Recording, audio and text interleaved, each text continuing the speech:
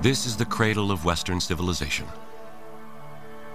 Mainland Greece on the west and Asia Minor on the east, and dozens of islands in between. The Aegean Sea links the inhabitants of this region, seafaring adventurers and their legends of gods and heroes. For thousands of years, fortune seekers and archaeologists have been searching these shores for evidence of the Trojan War. And now, some say they have found it. Today, not far off the pristine coast of the Aegean Sea, in what is now the modern country of Turkey, an international team is excavating what they believe to be the site of legendary Troy.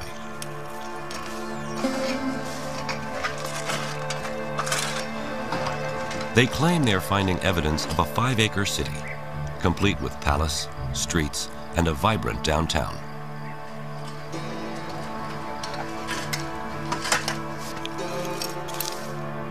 Outside the walls, they say they have evidence of a lower city. Ancient suburbs surrounded by a defensive moat built to prevent attacks by chariots, the ancient world's weapon of mass destruction. Manfred Korfmann has been the director of the excavation since 1988. If you look around in this area, you see nothing. It's old fields, it's surface, but there was something in here. Here on this barren plain, Korfmann and his colleagues envision a fortified city that rivals ancient Athens. Dating to the late Bronze Age, the prehistoric time of the Trojan War. But, as in all things Trojan, there is a conflict raging. Some think Korfmann's finds are pure fantasy, as credible as the myth itself. Is this the site of ancient Troy? Did Troy actually exist? Why does its memory echo through time? I think the Trojan War is the original source of so many of our cultural expectations of soldiers, of literature, of human behavior, of the interplay between the divine and the mundane. So much of our cultural tradition originates in the Trojan War that we continue to value it, even unconsciously, as a source of the archetypes upon which we model our behavior. History became a story, and story became myth, and myth is always elusive. So now we're trying, in a very strange way, to trace our steps backwards, which is not that easy. I mean, it's one thing to dress a history and make it story and then myth, and another thing to undress it. It takes much more pain, and it's more dangerous.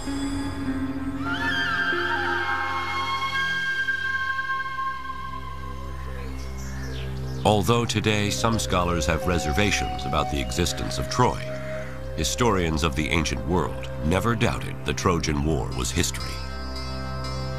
Herodotus, Thucydides, and most other major figures of the Greek and Roman world assumed that the Trojan War was a historical fact.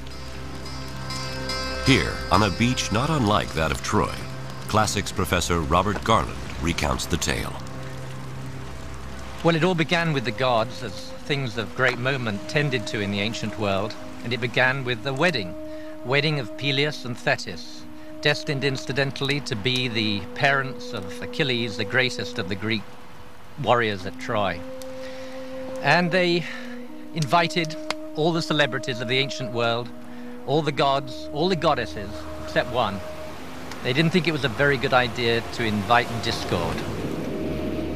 Discord shows up anyway. She offers a golden apple inscribed with the words, "For the fairest." 3 goddesses, Hera, Athena, and Aphrodite, claim the apple and ask Zeus to be the judge. He wisely declines and instead appoints Paris, the handsome prince of Troy. and as often happens, each of the contestants offered a bribe. The one he gave the prize to, Aphrodite, offered him the bribe of the most beautiful woman in the world. But there was one problem. That woman was married. She was Helen, married to Menelaus, king of Sparta. Paris sails for Sparta under the guise of official Trojan business. When Menelaus, his host, was absent, he eloped with Helen back to Troy, and thus unleashed the fury that would become the Trojan War. Menelaus appealed to his brother Agamemnon, who was the overlord of the Greeks at that time. And Agamemnon summoned together all the Greek cities, all the kings, for a war of revenge to right the wrong that had been done to his brother. 1,000 ships assemble, but the gods cause the winds to cease. To appease the gods, Agamemnon must make the ultimate sacrifice: the ritual slaying of his own daughter. The winds blow, the fleet sails, and the war begins. The Greeks encamp around the walls of Troy, and for the next 10 long years, heroes are made and destroyed on the battlefield.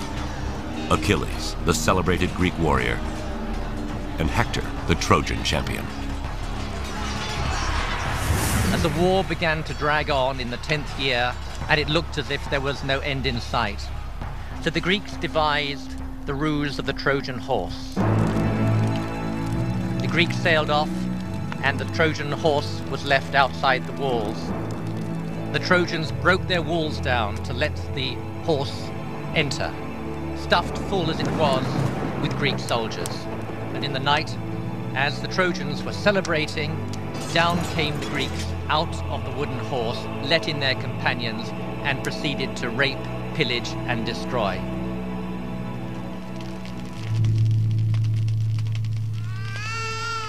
Many acts of vandalism were committed in that time. Priam was slaughtered at his own altar. Cassandra was raped. And the infant son of Hector was thrown from the walls of Troy, his brains dashed out. And even then, after Troy had been totally destroyed, the end was not in sight. As we know from the Odyssey, Odysseus was to wander for many years before he got home. Agamemnon returned to domestic turmoil. His wife, Clytemnestra, had been having an affair with her lover, and with him plotted the death of Agamemnon. So the homecoming of the Greeks was, for them, as devastating as was the destruction of Troy. How can such a fantastic story be true? The legend of Troy comes to us first from the oldest writings in Western civilization, the Iliad and the Odyssey. Their authorship credited to the poet Homer. But Homer isn't born until 5 centuries after the war is thought to have occurred, and he is believed to have been blind and illiterate. Homer is our earliest witness for the Trojan War, and yet the Trojan War took place perhaps as many as 500 years before Homer's date. So how reliable can he possibly be?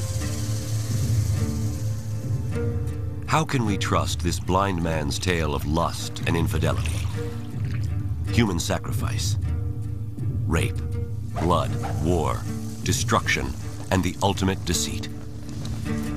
Is Homer's story the true story of Troy?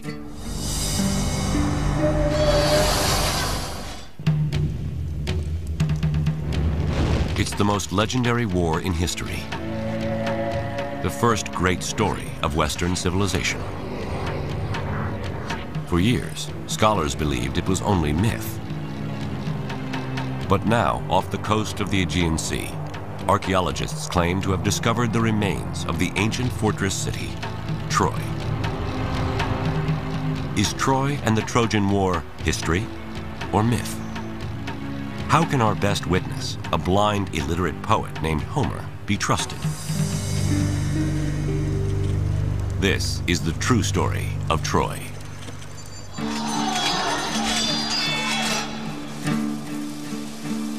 Like Troy, what is known of Homer is a mixture of history and myth. Although he is credited as the author of Western civilization's first works of literature, the Iliad and the Odyssey, very little evidence of Homer exists. Some scholars estimate that he lived around 750 BC, and that the father of Greek literature was from a place not far from Troy. We think that he came from a region probably fairly close to Troy, perhaps from the city of Smyrna or from the island of Chios, but even this is doubtful. There's a strong tradition that he was blind, but other than that, virtually nothing can be said with any certainty about him. Two of the greatest mysteries about Homer concern how someone who lived 500 years after the Trojan War can recall such graphic details of battle and bloodshed. And how could one person, before the invention of Greek writing, remember more than 16,000 lines from the Iliad and 12,000 lines from the Odyssey? One possible answer is that Homer is a descendant of a lineage of singer storytellers. If this is true, it means that the Iliad and Odyssey were not written by a Homer, but were passed down by many Homers. It's perfectly possible that singers immediately began to sing about this famous conflict, that it was passed on from one generation to the next, not with any attention to historical accuracy, in which no one had any interest.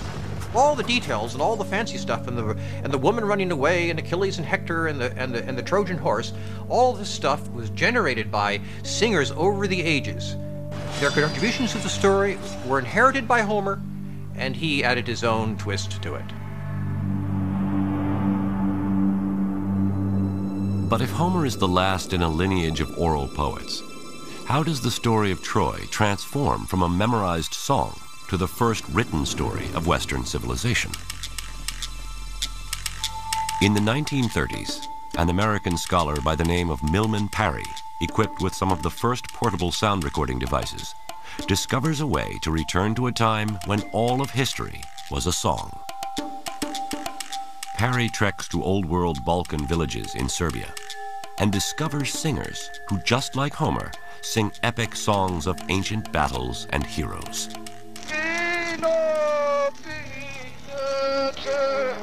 Parry made recordings on aluminum discs and on aluminum wire of these songs, and he also took down these songs by dictation. Parry discovered a very interesting thing, that when you write down an oral poem, it tends to get much longer than when you just sing it in a public performance. For over a year, Parry investigates the oral tradition, transcribing and recording many songs, some as long as Homer's. Parry finds that memory of historical events can be passed on for long periods of time and still remain accurate. The Serbian bards sing about the Battle of Kosovo, which had taken place in the 14th century. Amazingly, written accounts of heroes battling invaders confirm these 600-year-old songs to be true.